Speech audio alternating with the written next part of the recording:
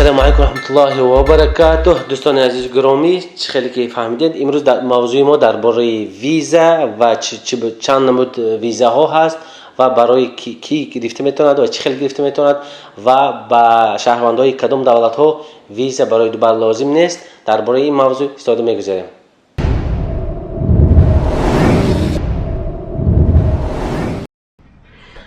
سلام و درود به پایان دوستان.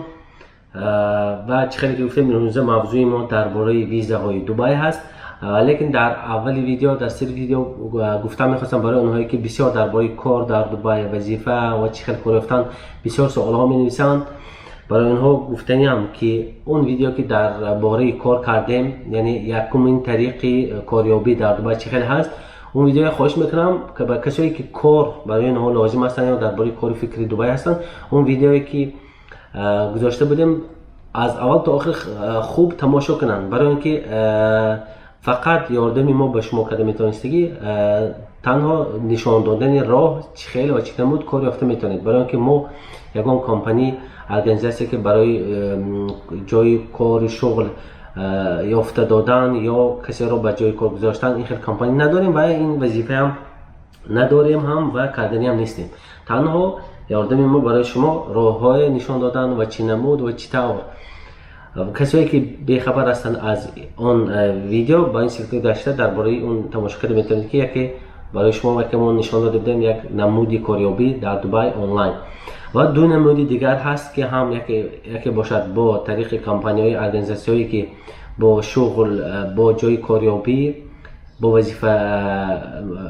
وظیفه یافته دادن به شهروندا کاربر دارن با طریق آنها میشد و سیگیم میشم و هر دو این ویدیوی دیگه درباره موضوع کاریابی ویدیوی خاص میشد به نزدیکی باز هم. و بیاید به موضوع امروزه. خیلی که بعضی ها میدونن و بسیار ها شاید نمیدونن برای ویزا برای دبی گرفتن این یکان چیزی دشوار نیست، مانند دولت های امریکا، مثلا استرالیا، نوزلند یا بعضی دولت های اروپا، مثل این دولت ها به دبی ویزا گیری یگان دشواری ندارد که تمام همه انسان ها به استثنای بعضی انسان هایی که شاید مثلا برای آنها ویزا داده نشود به یگان سبب های گوناگون، لیکن به همه دیگه انسان ها همه میتونن به ملال ویزای دبی، ویزای امارات را دریافت کنند و گیرند.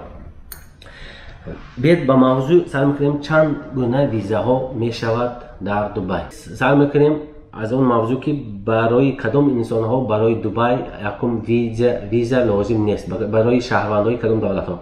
از سال 2018 سر کرده با شهروندهای روسیه و از سال 2019 سر کرده با شهروندهای قزاقستان و شهروندهای اوکراین میتونن به ویزا، یعنی ویزا به آنها هم داده میشود لیکن ویزای پیشکی لازم نیست.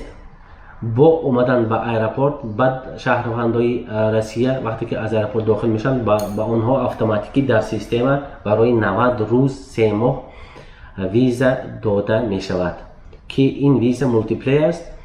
در این را استفاده برده میتونم، مثلا چند بار که در اومدنم حدود 90 روز در امارات استفاده میتونم و بعد از اون که 90 روز بتون شد آنها 3 ماه دیگه 90 روز دیگه باید در خارجی دولت باشن، یعنی به امارات به 3 ماه دیگه اومده نمیتونن تماما.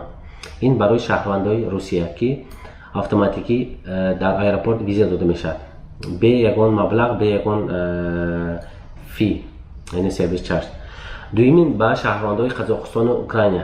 برای شهروندای قزاقستان و اوکراین هم سال کرده از سال 2019 بیز ویزا رژیم شده است و اونها ویزا را با آمدن در وقت ایرپورت گرفته میتونن. برای اونها اتوماتیکی ویزا داده میشد برای مدتی 1 ماه. نگفته نماند که کسایی که به امارات میبیان، حتی شهروندای این قزاقستان و روسیه که جایی که نباشند، باید پاسپورت آنها وقتی آخر اداشویش نه کمتر از 6 ماه باید مانده باشد. دویم بیاد میگذاریم اکنون بعد دیگه شهروندایی که مثلا به آنها ویزا ها لازم است.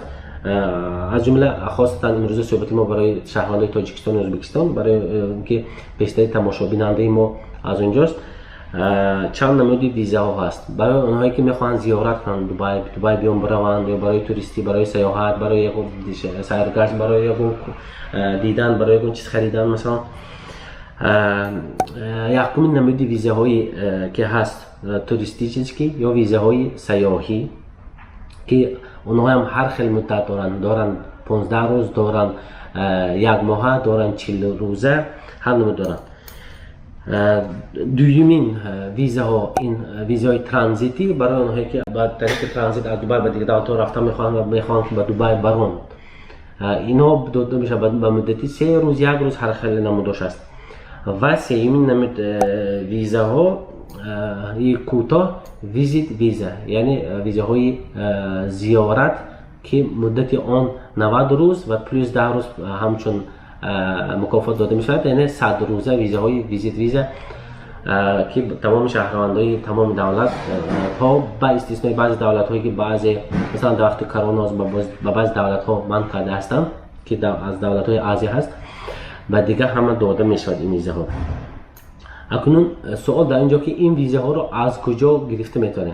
با ما ابرشت نکنید که ویزا شاید ویزا کنید، برای اینکه ما این کار رو برای کسی نمیکنیم، برای اینکه اینجا چند نوانساش هست، جوابگریش هست و این چیزها رو باید کمپانی های توریستیکی یا کمپانی هایی که با این توریسم سیاحت کار دارن اونها بشوین.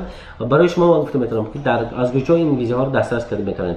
یکمین در تمام دولت ها و در تمام شهرهای خود روسیه باشه، خود تاجیکستان، خود ازبکستان، در جایی که نباشد شرکت های سیاحی هستند که از اونجا تور پکیج توریسم میگن به تمام دولت ها خریده میشود. از اونجا وقتی که شما توریسم همچون تور پکیج میگیرید با اونجا برای شما هم بلیط به دبی و هم ویزا تیار کرده میتونه. یعنی این آسان است.